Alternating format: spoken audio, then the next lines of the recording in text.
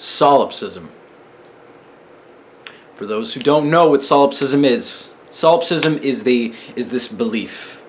It's this hypothesis that everyone in my life or in your life is either a simulation or they're playing a role, and they're all out to get you. Everyone's out to get you. They're out to plot your life, plot your interactions, and because you are the only person who can see from your own eyes, can hear from your own ears, can speak from your own mouth, and you are trapped inside your head looking out into the world, and you're seeing all these people, and you're seeing all these coincidences, and you're putting them together, and you're starting to think, oh no, it must be this game that they're playing on me.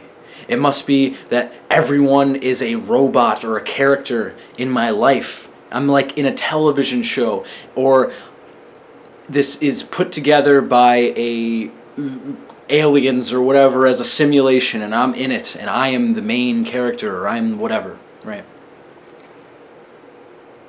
Solipsism. That's what it is. You look at other people, and you see them as outsiders in a way, because you can't experience their centrality, and if you don't know what centrality is, I'll explain it in a minute. You don't know what they're seeing or what they're feeling, and your only deduction, what you can take away from that as someone who is paranoid, usually people who are solipsistic are very paranoid, right? And because they're paranoid, they put these things together like, oh, that's a little coincidental that she would show up at this time, that he would show up at this time, that would happen then. This must be planned. That's right. Yeah, it's planned. My life's planned. Everything around me is everyone around me is playing a role to plot my life, to plot bad things that happen to me, good things that happen to me. It's all a plan. There's too many things that are adding up here, right? That's what happens to you. It's this grand conspiracy against you. Spooky, right? Here's a way you can solve it. And I can tell you right now, if you're a solipsist watching this, I can tell you right now that I'm experiencing my own centrality. You're not looking through my eyes, and I know if you're a solipsist, you don't trust me. You're looking at me like, I don't trust you.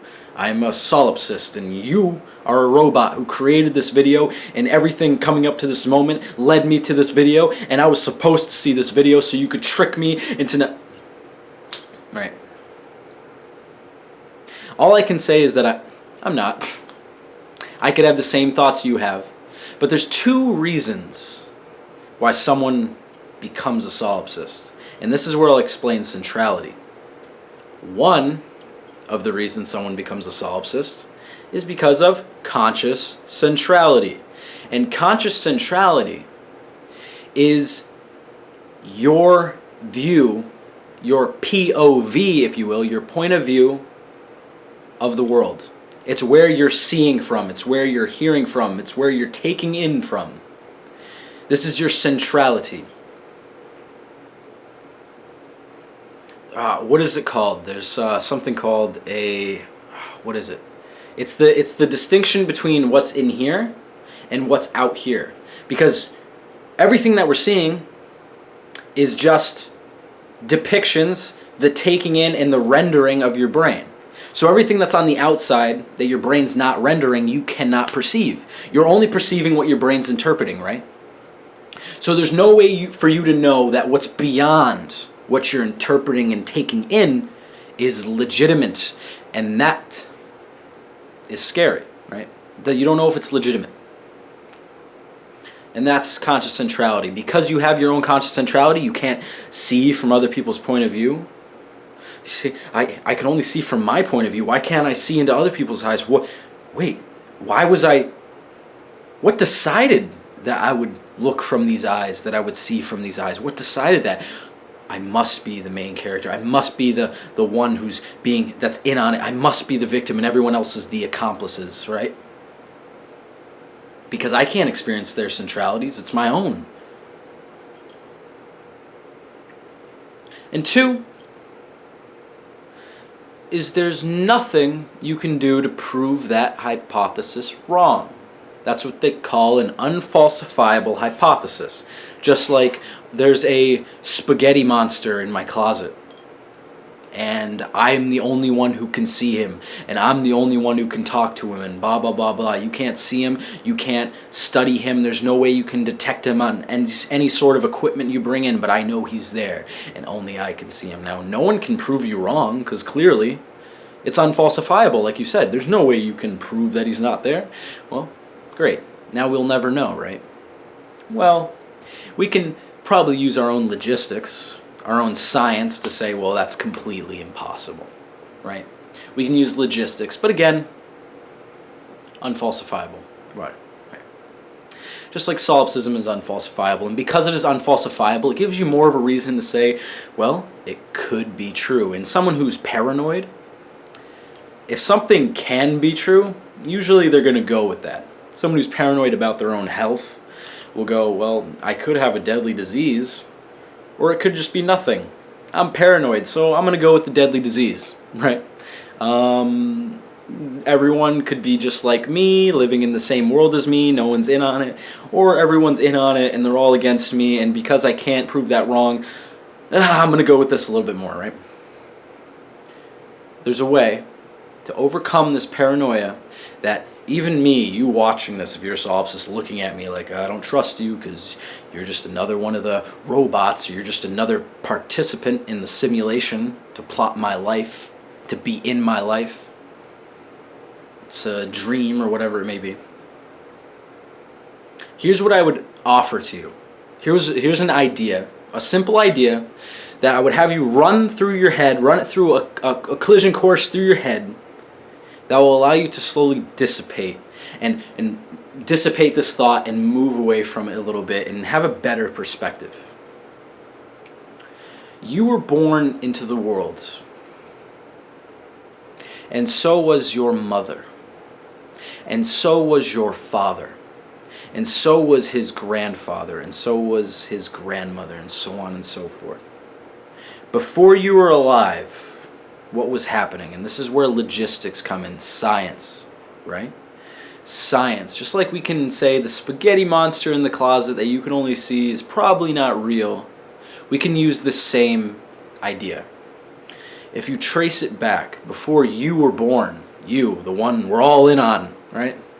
You're the victim, we're in on you. If we trace it back to before you were born, who was the one that was getting in on it then?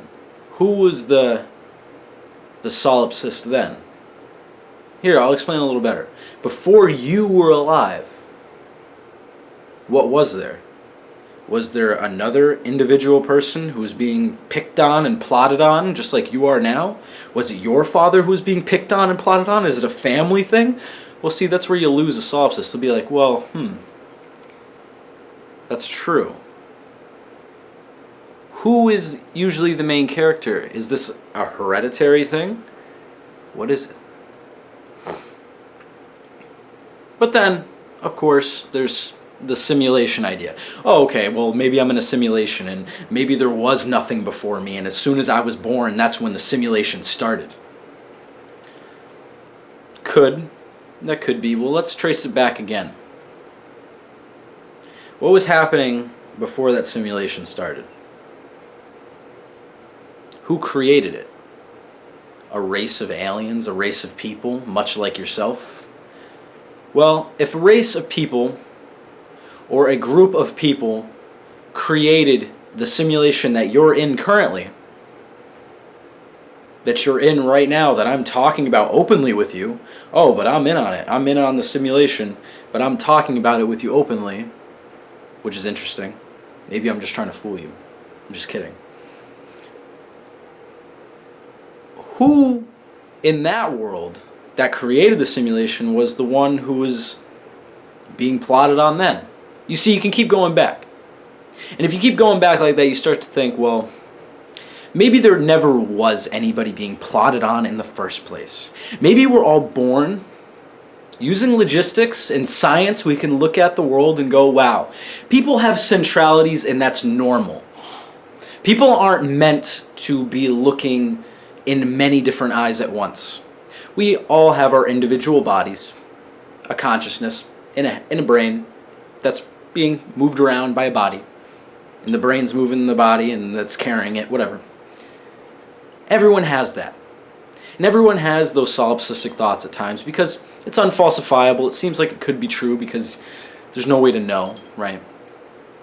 But if you just pull away a little bit, be a little less spooked, be a little less scared, and be more aware that there are coincidences that happen in life. The world is too large for there not to be coincidences. Things are bound to repeat themselves. So in case you get in those paranoid tangents where you start connecting things, that happens. The brain is good at finding patterns. The brain is good at finding weird little conspiracies. That's what it does. It needs to solve problems, right? But you're on hyperdrive with solving problems. That's for another video. That's overthinking, right? But if you just look at the logistics, you look at the science, you start to realize that everyone's born into the world the same way. And you're no different than anyone else when it comes to these kinds of thoughts, and that you're okay. Listen to it back if you need to, but that's all I need to say. Good luck. I hope you can overcome this solipsism, these paranoid thoughts, but that's all I really need to say. More to come. Thanks for watching. Bye.